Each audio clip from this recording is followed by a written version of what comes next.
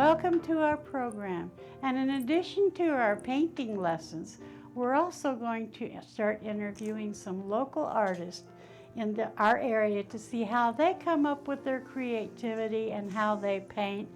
And so we're going to have them on art and imagination. Anything that you can imagine, you can draw. Let's go to the studio.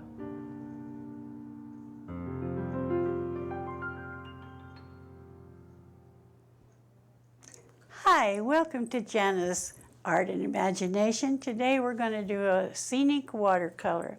But first I'm going to explain a few things. I've got my paints and my brushes here all on one little, I guess you could call it a pouch type thing. And I've got a circle sponge in here and it's wet. And instead of using paper towels all the time, we're going to use this to wipe our brushes as we come from the paint. And you can see I have all the paint and I've got a well here where I can mix color and everything. So let's get started. I'm going to move this over. And don't forget to put something under your table. I use an old tablecloth or a Dollar Tree tablecloth for underneath so I don't get paint or anything on the table that I'm working on. Another thing I do is instead of taping my watercolor paper down with the blue tape and everything on a board, I buy these blocks. They're called Arches blocks, and Arch has them, but this is a different brand, and it's 100% cotton, and it's a cold press, and it's 140 pounds. So when you open it up, as you can see, the pages are kind of glued together so they don't move, which is great. I also give myself in watercolor. I use this to tell me how I want to place my picture on my paper, so I kind of center that. And I've started using a red pencil like teachers use.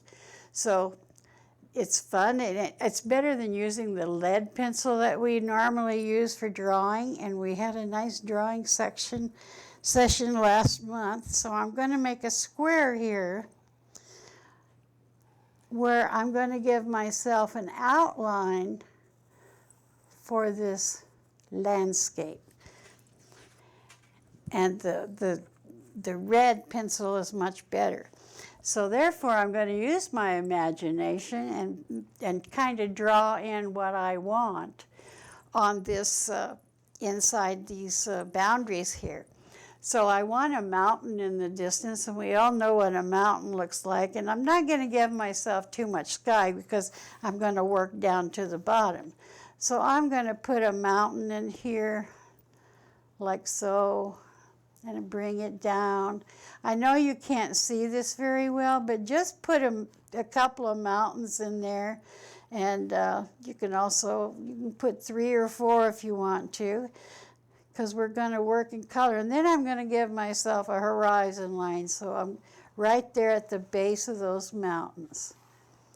So I'm going to get started on that. And I'm also going to want to have some trees in here, so I'm just going to put a trunk in there that I know where the tree is going to stand. It's not anything, just put 2 lines there and make a tree trunk. Because we're going to have water coming down from the mountains, and it's going to go past this little pasture and far away look at the point of where the water's coming in. Make sure that it's very, very thin. And so we're just going to work within those boundaries. And as you come down to the bottom of the paper, it's going to be wider because that's where the water's going to flow. And then we can fill in over here. I'll put another tree here to box in these mountains and this water. And I can overlap this red pencil with all the red lines that I've got in here. So that's good. So let's get started. And I'm going to, now the distance in the mountains are going to be very, very pale. But let's get started with a blue for our sky, and I'm going to use very little because I want it to be faint. And I'm going to probably leave, and I can go outside these lines, these red lines that I want. And I'm just going to put some more water in there. I started out with it being a little bit dry. And as I'm coming down, I want to make it lighter to those mountains. And it's okay to go outside those lines and everything. So, and we're going to leave some white spots in there too, so that we've got some clouds and everything in the background. And the closer you get to those mountains, the lighter it's going to be. And we're just going to kind of tap it away in there because it's going to be kind of a small painting. And when we get done with it, we will put our board back on it. But just tap it in there. One side will be darker than the other because if you're standing down here looking up, you're going to see a dark side and a light side in the sky. And so let's do that dark side over here on the right. And that's, the light's going to be coming from the left in this case because the right's going to be darker in the sky and everything.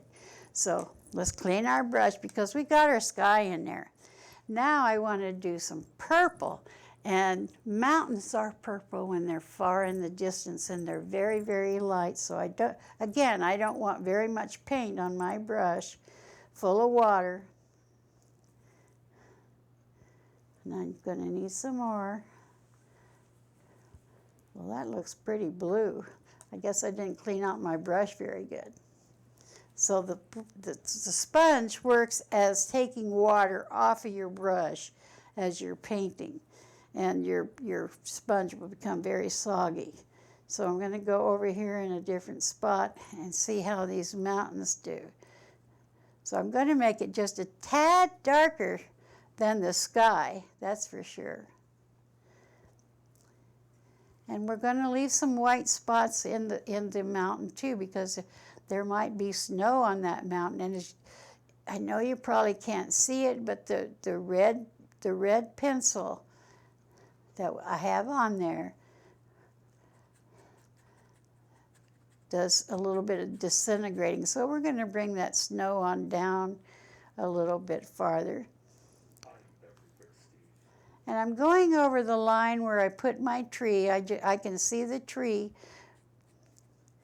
whenever I will need to, where I want it placed.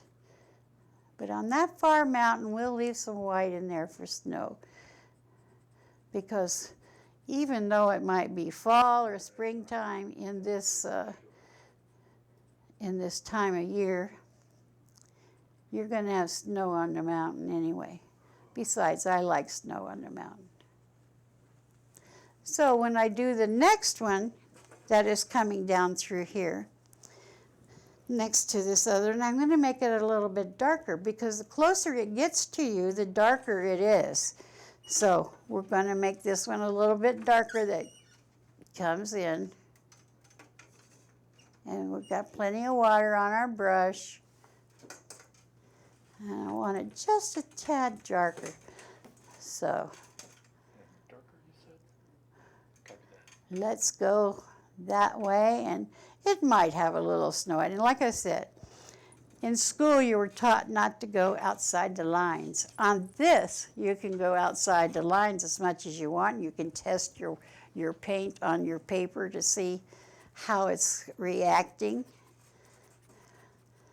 So as it gets closer to this other mountain down here that's close to this one,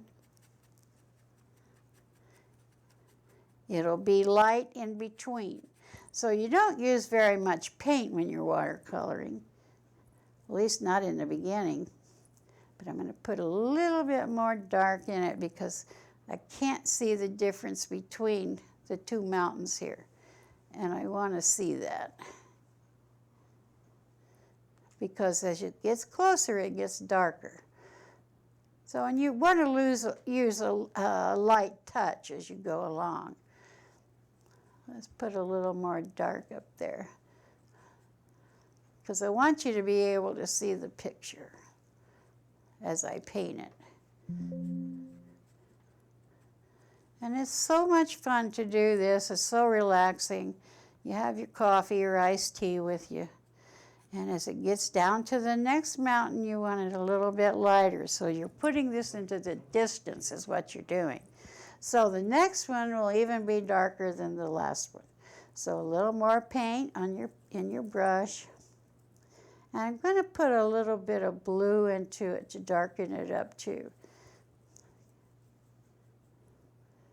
And I might put a little tad of green in it because it's closer and it's going to be a little bit more greener. We hope there's grass growing on the mountain. So here we go. It's going to be a lot darker. And you can make your mountains just any way that you can imagine. It's so easy to imagine things because it's all in your brain and things that you've seen in the past and places that you've been on vacation. So if you've got a favorite vacation camping spot, then you can paint it. And always I ask you to take your watercolor with you whenever you're camping and stuff like that because there's so many things to paint. And again, I'm going to leave some white places because we're going to darken some of that up as we go along. When we get to the final stages, this is just the beginning, and I can see that these two mountains behind this one, there's not enough difference between the pale one that's supposed to be far away and this middle range. So I'm going to have to go back in there and make it just a tad darker than the other. Clean out my brush and get a little more purple in there. There we go. That's better.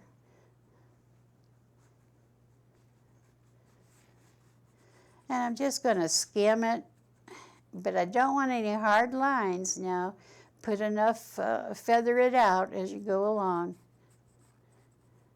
And this is so easy. I mean, if you have children, bring the children in and let them paint with you and use their imagination. It's great for kids. There, that looks a lot better to me. All right, now I got 3 ranges of mountains here. So, all right, let's go down to the valley here. And we're going to make it a little bit green. I'm going to do the same thing as I did with the sky. I'm going to put some darker green up there. I like color in watercolor. And I'm moving my brush this way, sideways, to get a straight line. Whoops, I got a little hill there. And sometimes it's good if you're a little nervous and jerky. Makes for interesting paintings. So I'm going to go on down and bring this grass, true green grass, and I'll just keep putting things in here. Different planes, you want different planes, so. And it's okay if you go into the little river here in the lines, which I have just done. And I'm going to leave a little bit of light in this valley. So like I said, I'm going to leave some white spots in this grass as I go along and create a little valley here. It's fun to use your imagination and not always depend on photographs or pictures and stuff out of magazines. Use your own imagination. I know you got one because you got memories. So if you got memories, you got an imagination. I know I have a lot of memories of times that I've spent with my family, picnicking and stuff like that. And it's fun to go back. Now, if you have a picture from your camping days that you want to paint, it's perfectly fine to use your photograph in painting.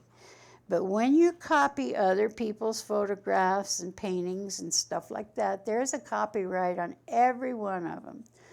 Let's say that I'm painting this picture now, and nobody else can really copy this painting other than you as my students.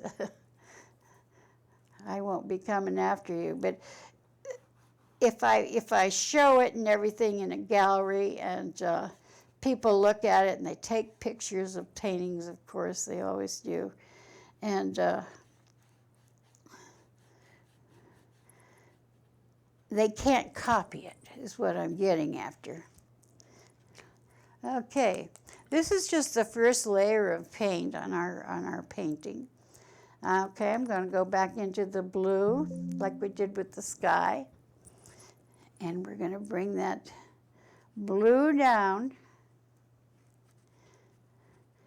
and also leave some white spots in the river as it gets closer to you. You can't see it far away, but however, you can see as it gets closer to you.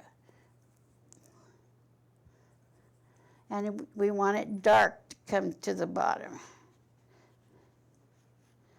And as we go up, it gets lighter. But leave some white spots in there, because there will be little trickles of waves and stuff as it comes downhill to go on its journey someplace else. Because we don't know where the river's going, because it's our imagination that we're using, and so it's a pretend river and everything else like that. So, all right. I got enough white spots in there that it looks like it's flowing down towards the bottom of which I want it to do. Now, we've got to put some tree trunks in there. Again, I clean my brush, go on my sponge, turn my brush around, I circular like that. And it's easy when you have the right tools, so if you've got watercolor brushes, you've got the right tools. Now I'm going to go into a burnt sienna color, and just a little bit on the brush, because like I said, this is the first layer. And I'm going to take this all the way out of the picture.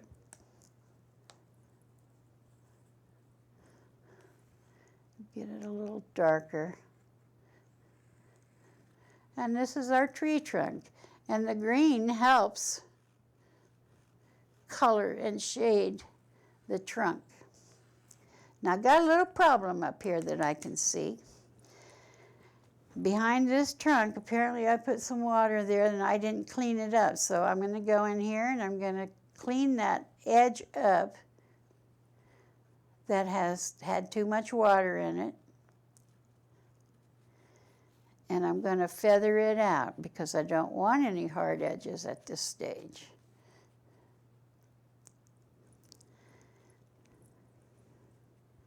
And I'm going to go back on my tree now. Make it just still a little bit darker. And you want a free-flowing tree trunk. Well, see, I got wet there. And of course, it's got to have some feet, because it makes interesting things about it. So we'll put that nice little tree right there. Now this is a little wet in the center there, so I'm going to let that dry, and I'm going to go over to my other tree. And I'm going to do the same thing to the other tree. Now I know this gets a little boring watching me do this, but I hope you're doing it with me so it won't be so boring. And I'm going to make it a little bit more spikier than the other one, and closer to the river. Okay, now I've got stoppers in this picture, one on the right and one on the left. So, and I've got a distance. I hope you can see it. There's a distance that it looks like it's going back into to the mountains, and that's exactly what we want. Now, I'm going to put in the ground that's next to the mountains. I'm going into a really dark color. Now, there's my purple. I found my purple at last. So I'm going to put some more purple up here on this other mountain, the faraway mountain, because I like purple in my drawings.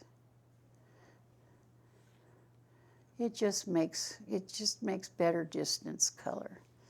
Because as you go down the road, if you look at the mountains in front of you, like if you're in the Vegas area or whatever, you can see that the mountains in the distance, or in Washington, in the distance is really purple. So I'm going to add some more purple to this blue over here, to the second mountain. And I'm just going to add some stuff there. And this is kind of like a little bit of detail that we're working on. And you're always kind of fixing and dipping your brush into other colors and trying to make the most of your mountain. So there, that looks a lot better. I like that purple in there. And you can overlap as long as it's dry, the paint underneath. And that's what watercolor is all about, is layers. You work from the bottom of the paper, and that's with any paint or any drawing or anything like that. You work from the bottom of your paper and you bring that picture up this way. And then you get the 3D effect on that. So let's get this 3D in here. Because it's going to have shadows and everything, and this purple brings in the shadow. So I kind of like that now. It looks good. So if the light's coming from this side, on the left side, then we're going to have, along this water line here, it's going to be dark. So I'm going to go ahead and put some more purple in there on the left side of the stream, or the river. And I'm going to make it just a little bit darker. I'm not making a solid line. I want this to be shadowed because we're going to have dirt in there. So I'm going to rinse my brush, go on my sponge, take all the paint out. Now I'm going to go in there and just kind of lay some water in there and pull that down. Now I want a hard line, so on that side, because it's the bank. So we're creating the bank of the river now. And if the sun's coming from this way, this bank is going to be dark. This one will be light on the right. So we just it just takes a little bit of time to do. And feather it out because we don't want any dark things in the water just yet. And I got to get this little dab up here. I just want to indicate that. Okay. I'm hoping that this horizon line that we have here is kind of dried. It feels like it is. Now I'm going to go look for another brush. And I think I want to choose this one. It is a 6 Royal, the Royal Langridon Company makes them. I sold them in my studio. Now I'm going to go get some more purple.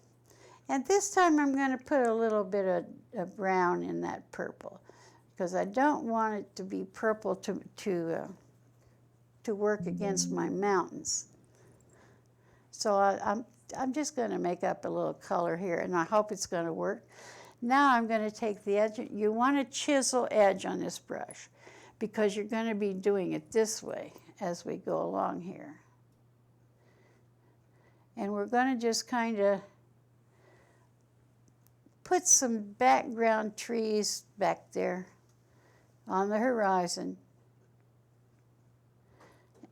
And it's going to be ziggy-zaggy. You don't want all the trees to look the same height and everything. So let's just keep pushing. and just kind of pulling up on that horizon line.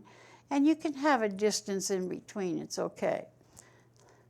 So I just kind of zigzaggy it along here on the horizon. And some of the trees are taller, some of them are shorter. You don't want them to look like they had a haircut, of which I've had, as some of you can see.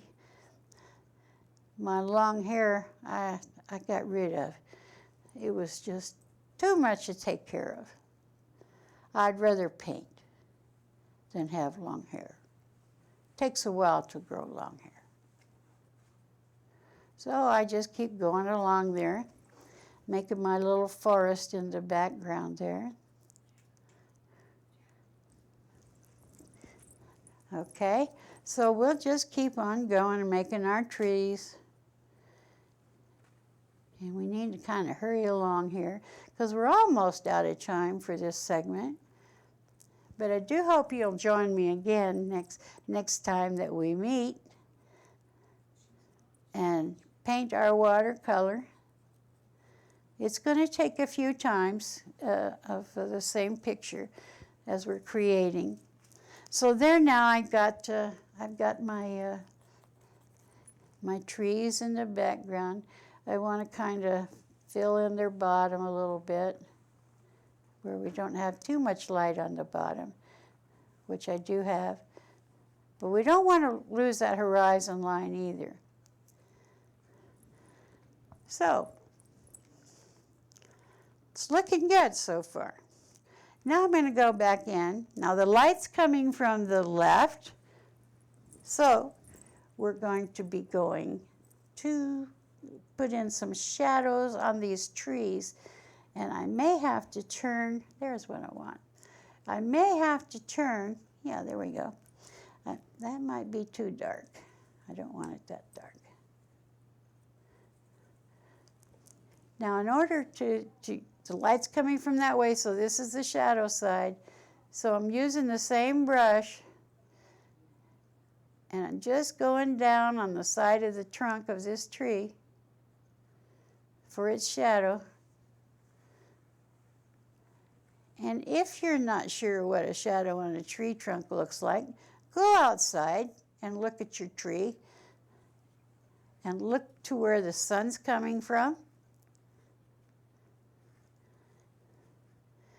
And there we go. We're getting our shadow side in. Looks like we're only going to get this one tree in, so because we're running out of time. I got such a great crew, so they're telling me that I've got to kind of wrap this up a little bit. So I'm hoping that you'll come back next time to Janna's Art and Imagination, and let's have some more fun together with a watercolor. You'll be surprised of what you can do with your imagination and have fun with watercolor. So I'll see you next time. Come back soon. Bye for now.